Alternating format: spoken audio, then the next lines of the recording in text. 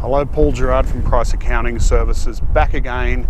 Today we're discussing tax deduction label D5, other work-related expenses. This is a big one.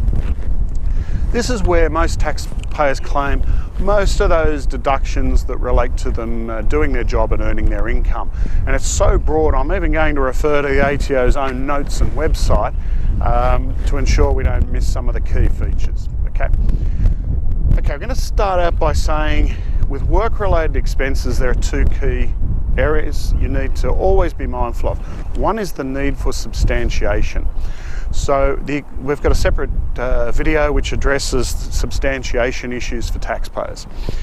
And it's very important that all work-related expenses have a reasonable basis and are capable of being substantiated using the required evidence, i.e. a receipt.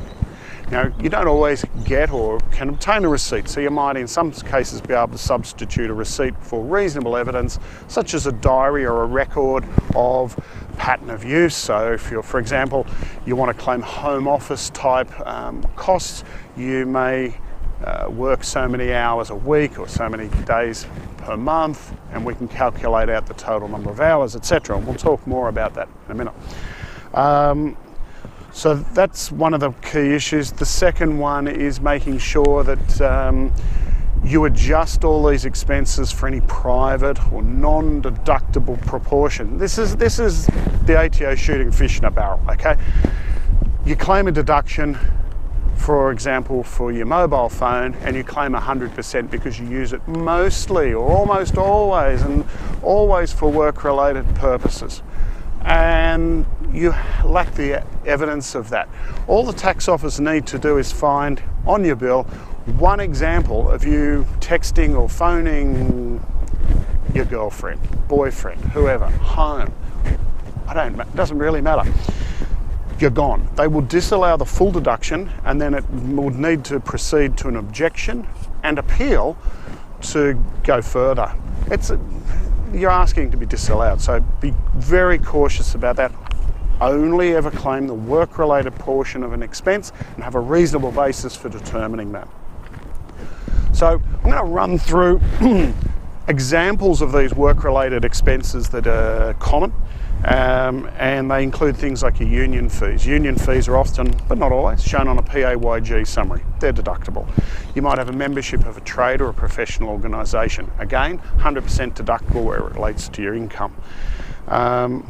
Overtime meal expenses. That's a really key one to get right. Overtime meal expenses, if you receive an award allowance, just because you receive a payment from, for example, ANZ Bank because you work past 6 p.m, it does not give you any right to claim a deduction unless you then expend that money directly on a meal. So keep those receipts and that documentary evidence. Truck drivers, very common for them to consider that they're capable of claiming similar sorts of overnight meal and travel expenses. Again, sleeping in the cab of your truck is not an overnight expense, okay? So if you just because your employer might, your contract might provide for an award entitlement for an overnight accommodation or an overnight allowance, it doesn't give you any grounds to deduct anything. Soldiers, the same. You know, a hard allowance for sleeping in the bush provides no basis for any further deduction because you don't incur any cost. Sometimes professionals and tradies and the like, people with qualifications will attend seminars and professional development. Self-education or here, wherever you choose to claim it, it's going to be deductible where it directly relates to your income projection. You might even have reference books, textbooks, subscription sort of services. If you're, for example, an accountant, you might have a subscription to CPA Australia. You might also acquire certain textbooks, a master tax guide, which you use for your personal resources. Hard to find that as a private use because, let's face it, it's not that interesting. So again, receipts, deductions, deductible. Tools and equipment. One important proviso to tools and equipment is this: 100% work-related use, or it must be apportioned. Okay? Okay, so you've got to adjust for the private portion. And if it costs more than $300 for tools and equipment, it then falls in the realm of a capital item. Capital items must be depreciated based on their effective life. And we've got a separate video that addresses deductions for depreciation. Have a look at that, that'll give you some guidance. If you do have those sorts of expenses, rather than just lumping them all together and say I spent $2,000 on tools, show us the figure for all the deductible items. One amount's fine, but then break down the depreciable, and we need to know the date it was acquired, the amount that was paid, and what it was. We can construct a depreciation schedule and use accelerated depreciation to try and maximize the deduction. But as an example, if you buy something on the 29th of June, you're not going to get a lot of depreciation this year. You'll get more next year and possibly even the year after that, etc. So watch for those things. And then there's also the work-related proportion of costs such as interest on borrowing to buy sort of equipment, repair costs for work-related things, phone calls and internet. Check out the ATO video. ATO video and guidance on how to apportion these costs. They've become technical in the last few years because more and more we find ourselves buying bundled services. Your Foxtel, your data, your mobile phone, your wife's mobile phone, everything's all on the one plan.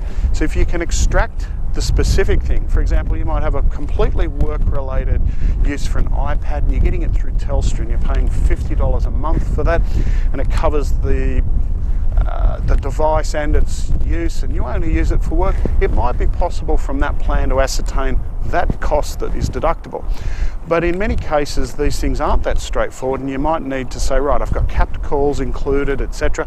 How do I claim all those work-related call costs if my phone plan says it's 100% included? Well, you might need to look at your total usage of all text and all calls for a month and go back to even an itemised bill or an online billing for that month and drill down and say, well, it looks like about 25% work related. Okay, so that's the sort of detail that is required here. Home office expenses. Wow, this is one that people make a lot of mistakes on. Just because you do a bit of work from home doesn't always mean that you're going to get a deduction. Okay. You need to have a separately designated area where you do your work, and you might be using data, etc. Now, the tax office accept the basis of using an hourly rate, and so if we can ascertain the number of hours, we can then multiply the hourly rate and claim a deduction. That's fairly straightforward and covers lighting, electricity, all those types of issues. But sometimes we find, particularly taxpayers who are renting, where they say, oh, I keep a office dedicated for home use. Warning bells galore. If you're not running a business from home, you need to discuss that type of deduction with your tax advisor. It's not recommended to claim a proportion of your rent just because for convenience you work from home sometimes. But if you do have an established home-based office, for example, your employer allows you to work from home a couple of days a week, and you might be looking after kids at the same time, it may well be that you do have a valid deduction, but it's well worth checking because this is the scope for the area of being disallowed and then having to appeal or object, and we don't want to get into that area. So keep good records, substantiation, diary and other reasonable evidence, and if you need further guidance, that's our job. We're here to help. We're willing to take your call, take your email if you're one of our clients, and we look forward to speaking to you then, or seeing you through one of our other videos, or even talking on Property Chat at some future time. So until then, bye.